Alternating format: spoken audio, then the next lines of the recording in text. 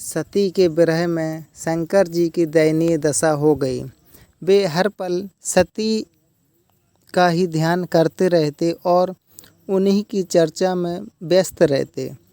उधर सती ने भी शरीर का त्याग करते समय संकल्प किया था कि मैं राजा हिमालय के यहाँ जन्म लेकर शंकर जी की अर्धांगिनी बनूं।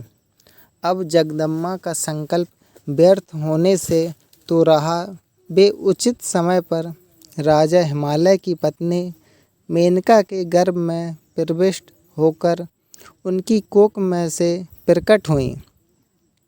पर्वतराज की पुत्री होने के कारण वे पार्वती कहलाईं। जब पार्वती बड़ी होकर सयानी हुई तो उनके माता पिता को अच्छा वर तलाश करने की चिंता सताने लगी। एक दिन अचानक देवर्षि नारद राजा हिमालय के महल में आ पहुँचे और पार्वती को देखकर कहने लगे कि इसका विवाह शंकर जी के साथ होना चाहिए और वे ही सभी दृष्टि से इनके योग्य हैं। पार्वती के माता पिता के आनंद का यह जानकर ठिकाना न रहा कि साक्षात जगन माता सती ही उनके यहाँ प्रकट हुई हैं। वे मन ही मन भाग्य को सराहने लगे।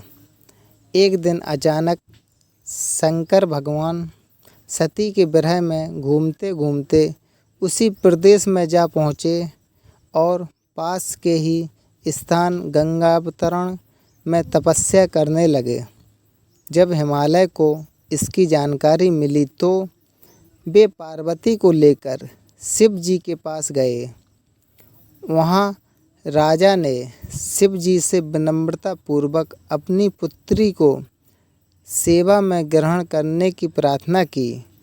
शिव जी ने पहले तो आनाकानी की, किंतु पार्वती की भक्ति देखकर वे उनका आग्रह न टाल सके। शिव जी से अनुमति मिलने के बाद तो पार्वती प्रतिदिन अपनी सखियों को साथ ले उनकी सेवा करने लगी। पार्वती हमेशा इस बात का सदा ध्यान रखती थी कि शिव जी को किसी भी प्रकार का कष्ट ना हो।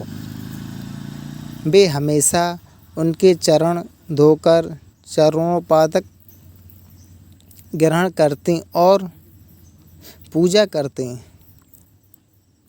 इसी तरह पार्वती को भगवान शंकर की सेवा करते दीर्घ समय व्यतीत हो गया, किंतु पार्वती जैसी सुंदर बाला से इस प्रकार एकांत में सेवा लेते रहने पर भी शंकर के मन में कभी विकार नहीं हुआ।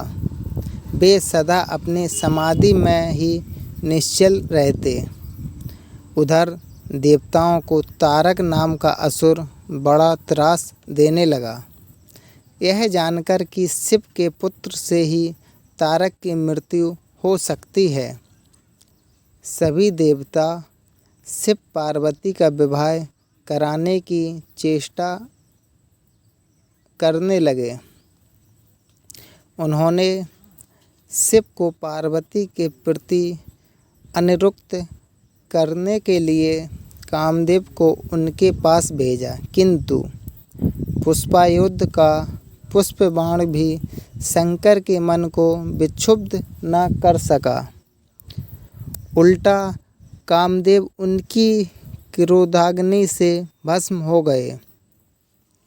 इसके बाद शंकर भी वहाँ अधिक रहना अपनी तपस्या के लिए अंतराय रूप समझ कैलाश की ओर चल दिए। पार्वती को शंकर की सेवा से वंचित होने का बड़ा दुख हुआ, किंतु उन्होंने निराश न होकर अब की बार तप द्वारा शंकर को संतुष्ट करने की मन में ठानी।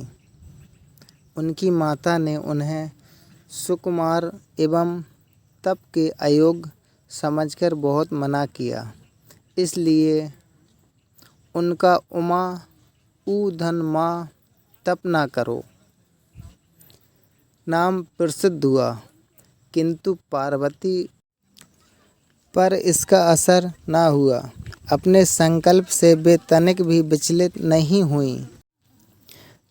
वे भी घर से निकल उसी शिखर पर तपस्या करने लगीं जहाँ शिव जी ने तपस्या की थी। तभी से लोग उसी शिखर को गौरी शिखर कहने लगे। वहाँ उन्होंने पहले वर्ष फलाहार से जीवन व्यतीत किया।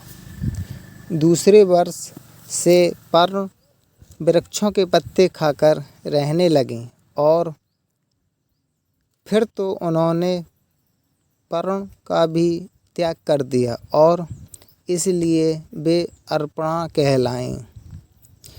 इस प्रकार पार्वती ने 3000 वर्ष तक तपस्या की। उनकी कठोर तपस्या को देख ऋषि मुनि भी दंग रह गए। अंत में भगवान आशुतोष का आसन हिला।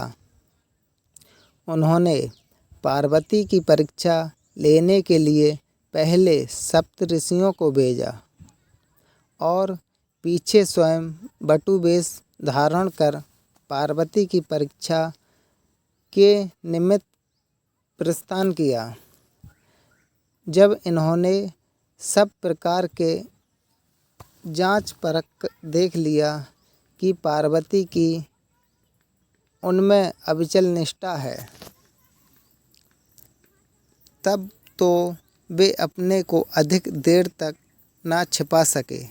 वे तुरंत अपने असली रूप में पार्वती के सामने प्रकट हो गए और उन्हें पाणी ग्रहण का वरदान देकर अंतर्ध्यान हो गए। पार्वती अपने तप को पूर्ण होते देख घर लौट आईं और अपने माता पिता से सारा वृत्तांत कह सुनाया। अपनी दुल्हारी पुत्री की कठोर तपस्या को फलीभूत होता देखकर माता पिता के आनंद का ठिकाना नहीं रहा। उधर शंकर जी ने सप्त ऋषियों का विवाह का प्रस्ताव लेकर हिमालय के पास भेजा और इस प्रकार विवाह की शुभ तिथि निश्चित हुई।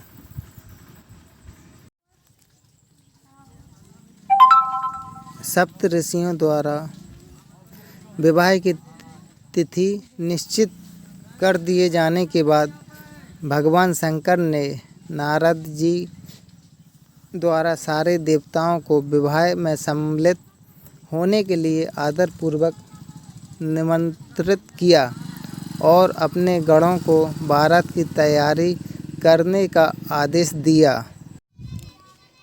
नंदी, क्षेत्रपाल, भैरव आदि गणराज भी कोटि कोटि गणों के साथ निकल पड़े। ये सभी 3 नेत्र वाले थे। सबके मस्तक पर चंद्रमा और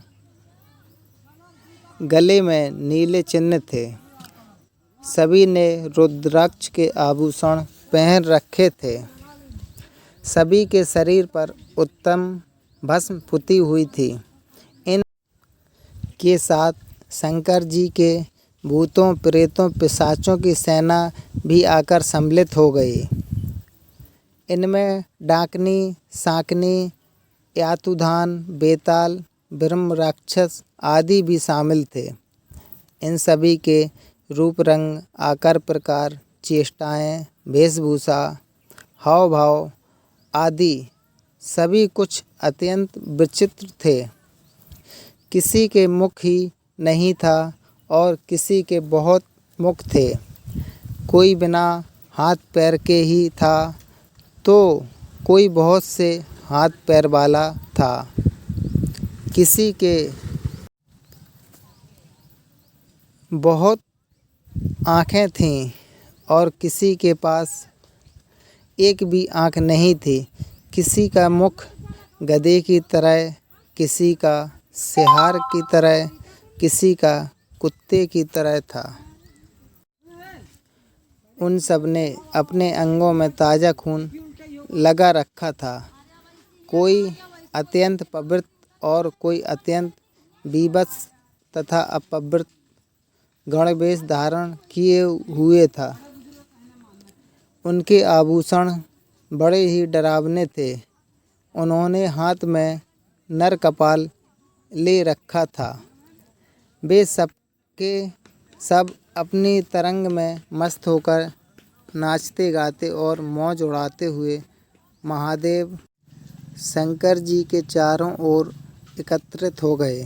चंडी देवी बड़ी प्रसन्नता के साथ उत्सव मनाती हुई भगवान रुद्रदेव की बहन बनकर वहां आ पहुंची। उन्होंने सर्पों के आभूषण पहन रखे थे। वे प्रेत पर बैठकर अपने मस्तक पर सोने का कलश धारण किए हुए थीं। धीरे धीरे वहाँ सारे देवता भी एकत्रित हो गए।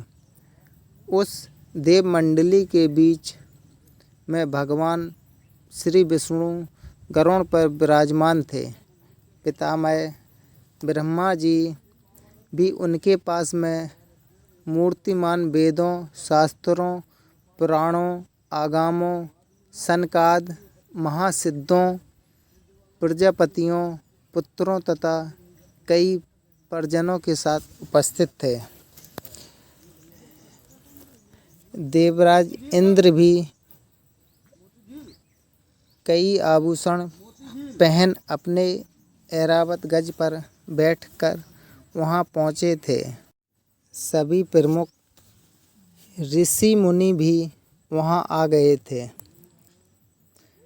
तुम्बरु, नारद, हाहा और हुहु आदि श्रेष्ठ गंधर्व तथा किन्नर भी शिव जी की बारात की शोभा बढ़ाने के लिए वहां पहुंच गए थे।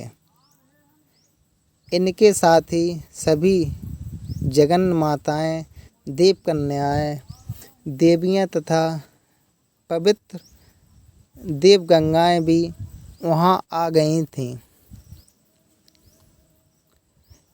इन सभी के वहां मिलने के बाद भगवान शंकर जी ने अपने स्फटिक जैसे उज्ज्वल सुंदर वृषभ पर सवार हुए दूल्हे के वेश में शिव जी की शोभा निराली ही छटक रही थी। इस दिव्य और विचित्र बारात के प्रस्थान के समय डमरुओं की डमडम, शंखों की गंभीर नाद, ऋषि महर्षियों के मंत्रोच्चार, यक्षों, किन्नरों, गंधर्वों के सरस गायन और देवगणाओं के मनमोहक नृत्य और मंगल गीतों की गूंज से तीनों लोग परिव्याप्त हो उठे। उधर हिमालय ने विवाह के लिए बड़ी धूमधाम से तैयारियां की और शुभ लगन में शिव जी की बारात हिमालय के द्वार पर आ गई।